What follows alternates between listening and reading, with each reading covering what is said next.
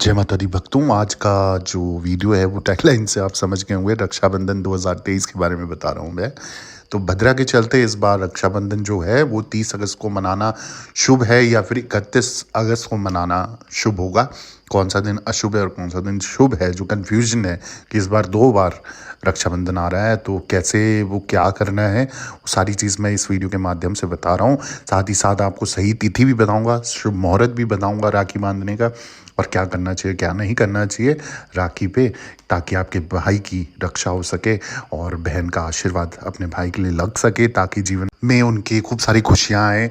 और बहन जब उनके अपने भाइयों की कलाई में राखी बांधे तो उनकी जीवन भर रक्षा हो सके और हर साल खुशी से उस त्यौहार को मनाए। हर भाई अपनी बहन और हर बहन अपने भाई को ऐसे ही प्यार न्यौछावर करे और ये रक्षाबंधन आपके लिए बहुत शुभमयी हो, फलदायी हो। सबसे पहले तो वीडियो शुरू करने से सभी भाई बहनों को मैं हैप्पी रक्षाबंधन की हार्दिक शुभकामनाएं दे देता हूँ। माँ भगवती, माँ डाँट काली सभी की इच्छाओं को पूर्ण करे। अब शुभ मुहूर्त मैं आपको बता देता हूँ।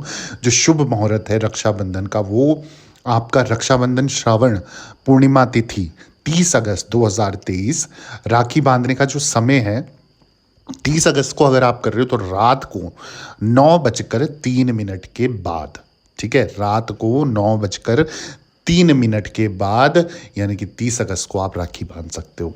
अब ये चलेगा, जो रक्षाबंधन चलेगा वो दूसरे दिन यानी कि 31 अगस्त 2023 सुबह के 7:05 तक ये समय रहेगा, शुभ मुहूर्त रहेगा, जिसे रक्षाबंधन का श्रावण पूर्णिमा तिथि समाप्ति हम कहेंगे। यानी कि जो उदय तिथि है, यानी कि स्टार्टिंग जो होगी वो 30 अगस्त 2023 रात को 9:03 पे शुरू हो जाएगा। अब ये रात भर चलते चलते सुबह तक रहेगा, यानी कि जो समाप्ति होगी इस समय की शुभ मुहूर्त की वो होगी 31 अगस्त सुबह 7:05 तक। यानी कि अगर आपको रक्षाबंधन में राखी बांधनी है अपने भाई को और आप भेज चुके हैं तो उनको बोल सकते हो कि इस समय पे वो राखी बांधे। ये अत्यंत शुभ मुहूर्त है और इसमें जो है, जो भद्रा तिथि हम जिसे कह रहे हैं, जिसके वजह से राखी का समय जो है वो ये समय है, तो उस तिथि से भी आप बच सकते हो, उस समय से भी आप बच सकते हो। आगे मैं आपको बता दूं कि राखी पे आपको, यानी कि रक्षाबंधन पर आपको क्या करना है क्या नहीं करना है।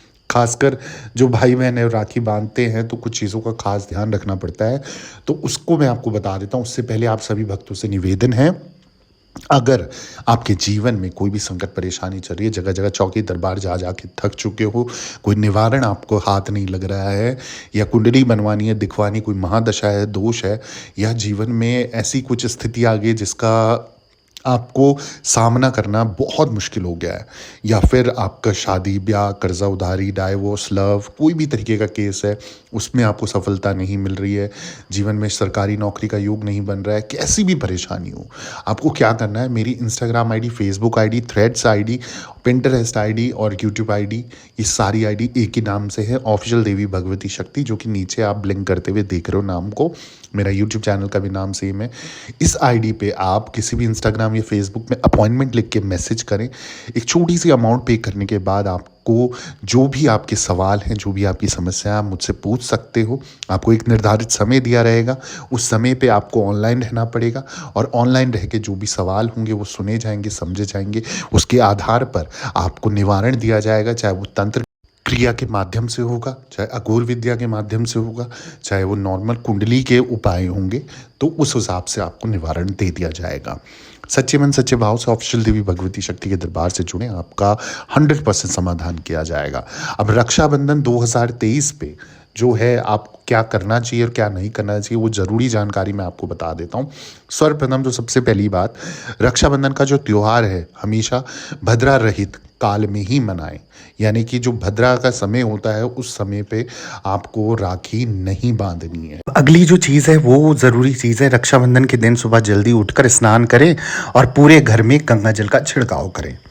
स्नान के बाद आपको क्या करना है, सूर्य देव को जल देते हुए अपने कुल देवी और देवताओं का स्मरण करना है और आशीर्वाद लेना है। ये दोनों भाई बहन के लिए है, पूर्ण परिवार भी कर सकता है, भाई बहन भी कर सकते हैं, हर एक भाई कर सकता है, हर एक बहन कर सकती है। इसके बाद आपको क्या करना है, जो शुभ मुहूर्त मैंने बताया उसको ध्यान में रखते हुए राखी की थाली सजानी है, यानी कि उसी समय के अंदर अंदर आपको राखी की थाली या जो सामान है वो थाली पे रखना है इस शुभ मुहूर्त पर। ठीक है, सामान आप आगे पीछे भले ही ले आएं, पर जो तैयारी करनी है वो शुभ समय देख के करनी है। ठीक है, आगे पीछे नहीं करनी है। राखी की थाली में तांबे या पीतल की थाली में ही रखनी है आपको राखी। तो यानी कि जो बर्तन होगा वो आपको तांबे या पीतल का आप प्रयोग कर सकते हो।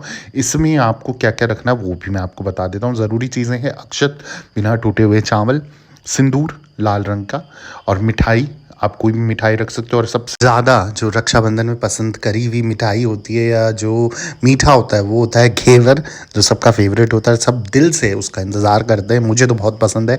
बाकी आप लोगों को पसंद है तो कमेंट में ज़रूर बताना कि आप लोगों को घेवर पसंद है कि नहीं, पर मुझे तो बहुत पसंद है।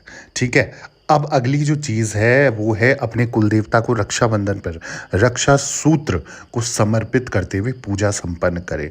रक्षा सूत्र आपका हो गया जो मौली धागा, जो लाल रंग का होता है या पीले लाल पीले रंग का, वो धागा आप अपने कुलदेवी और कुल देवता को समर्पित कर सकते हैं। ठीक है, उनका नाम लेते हुए, उनका ध्यान करते हुए, और जीवन के हर कष्ट और हर बाधा से वो आपकी रक्षा करें और उन चीज़ों से बचाएं आपको, ये प्रार्थना करते हुए आप उनको ये मौली धागा रक्षा सूत्र अर्पित करें।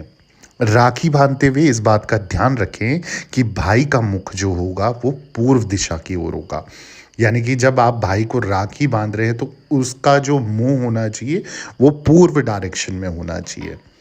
अगली जो चीज़ है, ज़रूरी बात है ध्यान रखने वाली, वो ये है बहनें सबसे पहले भाई के माथे पर तिलक लगाएंगी। जो रोली और चंदन होता है, लाल टीका होता है और चावल होता है, वो उसका तिलक लगाएंगी और फिर कलाई पर राखी बांधेंगी।